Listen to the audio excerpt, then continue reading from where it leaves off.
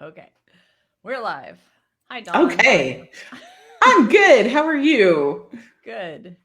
So we are streaming to our Facebook page for Evident Inc. Um, we're not actually live, but in the future, we are going to stream live to our Facebook page from Evident Inc. And the reason is to share tips and strategies for building better stories. Does that sound about right? And yes, and I'm very excited. This is going to be so much fun. So we're going with this casual format. I guess we thought it would be easier to sort of go back and forth and chat with each other than to try to do something fancy. You know? We're kind of fancy, but we're really not fancy. Moderate fancy. Yeah, medium. Well, so why don't we tell them, all the people, who we are? Okay. You go first. I'll go first. Okay. My name is Dawn Alexander, and I handle the story coaching and developmental editing side of things for Evident Inc. I've been doing this for a while, and I get to work with Evident Inc. because I met Nancy in a bar. So, Everyone meets me at a bar. yeah, and things just went from there. Well, you met me at a bar at RWA. Right, but it's more interesting if I just say I met you in a bar. I don't have to. All right. Yeah. Well, and what did you do before you started helping people figure out how to make their stories work?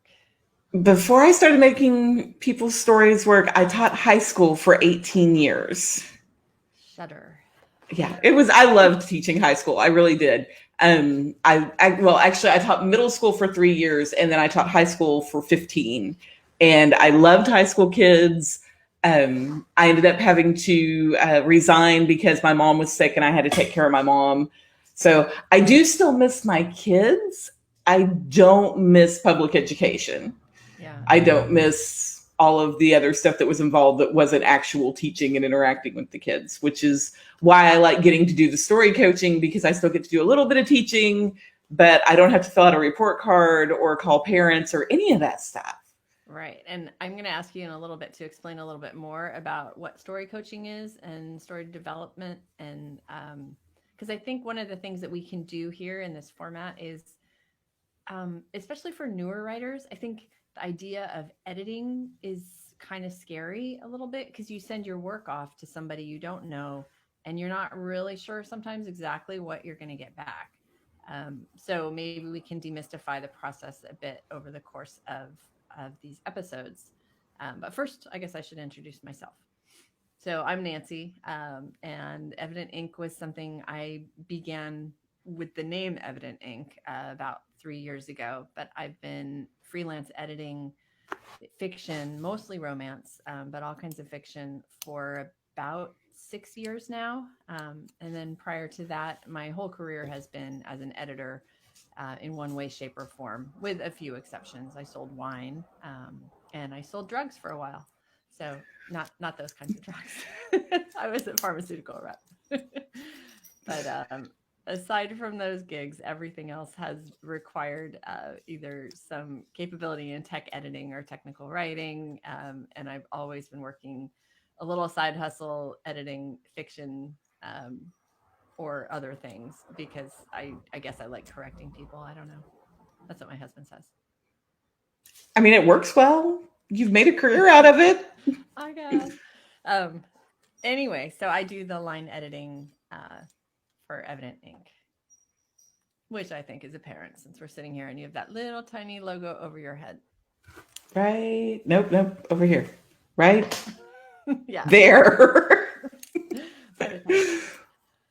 All right. Well, so explain, because now if anyone actually is listening and they're thinking, well, what is line editing? What is story development? What is story coaching? Maybe we should give a quick hit on what those things actually are. Okay, well, I'll start because usually new authors come to me first. And actually, I do developmental editing, which isn't only for brand new to writing authors. A lot of experienced authors need a developmental editor as well, because you need somebody to look at your story from a distance and point out all of the things that you assume the reader already knows, or that you already know because you've written this 15 different ways in your head, but some key detail didn't make it onto the paper, so now it doesn't make any sense anymore. So You're also we good at do. identifying words that get used too frequently, like Yes. festooned. Yes, Nancy, for those of you watching, Nancy is hereby forbidden to use the word festoon until at least Or romp. 2023, or romped. Yes. Also, we forgot to say Dawn is my developmental editor because I have a side personality. I write as Delancey Stewart, so I'm on both sides of this whole editing thing. Yes. And she always Um, points out the fun words that I seem to get. Like I don't even notice it happening, but I guess like almost every book I pick a word and then I just keep using it. yeah, every author picks a different one, and I have lots of clients that I work with over and over. And so I'll be like, okay, don't ever use the word festooned ever again in any shape, form, or fashion. And they'll be like, haha, well, this time I picked this word. So um, Festooned is a good word. it is a good word. It is a good word. You're allowed one per manuscript now. Um, so yes, I do pick out words. I do pick out character development and actions that are out of character or places where the plot takes a weird turn. Um, it's basically you need somebody to look at the book who doesn't already know the story and who isn't sleeping with you, and so they're not obligated to tell you that it's wonderful. Or who isn't So afraid to hurt your feelings if it's I not quite don't wonderful hurt yet. feelings. No, I I'm know, very but I'm kind. saying giving it to your best friend who really doesn't want to hurt your feelings isn't a great way to get objective story Yes. insight. Nobody you um, go shopping with, have margaritas with, sit across the Thanksgiving dinner table with, it's really hard for them to give you objective feedback. So that's the developmental editing side of it. The story coaching side is I do that with clients at several different levels. Some we start completely with a new story. I've had clients who have said, okay, so there's this guy and this is his name, and there's the girl and this is her name, and that's what I know. And so you really help them work out like even small plot details, like, well, what Yes, should happen first? Where should they go? What should they do? That kind of stuff. right, right. I get a lot of, I know this is going to happen at the beginning, and I know this is where it's going to end up. And we focus on, okay, so how are we going to get there? And well, why is this going to happen? Well, why is this character like this? What happened in their past that makes them like this? So it's kind of like And brainstorming. yes. And the other side of that is I have some clients who they have already completed a manuscript. This works especially well for brand new writers. They've already completed a manuscript and they need to revise it, but they don't realize all of the craft things that go into it. Maybe they don't have experience with deep POV. Maybe everybody's been banging them in the head with this thing called show don't tell, but they don't know what that actually means. So we break the manuscript down and move through it together. That sounds very helpful. So I Very enjoy good. it. Well, you're good at it. I mean, Oh, you've thank you. highlighted a lot of things that I wouldn't have picked up on in my own books that definitely, like, even if you come as an experienced author, I think I have 24, 25 books out now, but every single time, and part of it is I rush my process a bit. That's who I am. I've done my strengths. I know that I like to make things happen as quickly as possible, which is both good and bad. But it does mean that sometimes I give Dawn a story that could be fleshed out a little bit more, and she's great at finding the places where there could be more meat, or where something needs to be explained better than I thought I did it. Um, so she gets kind of the fun big story part, almost like you help build the skeleton. Well, more than that. And then what I do is much more, it's still story focused, but on a scene by scene, sentence by sentence Mhm. level. So I'm, as a line editor, I end up rearranging sentences, restructuring the actual language so that the points are getting made more explicitly. The one thing that I don't do, and I think this is because I've worked with lots of different editors, and I have enough clients that say that I'm doing a good job, that I think I do this well. But my goal is to not change the voice of the author. And so Right. That's very important.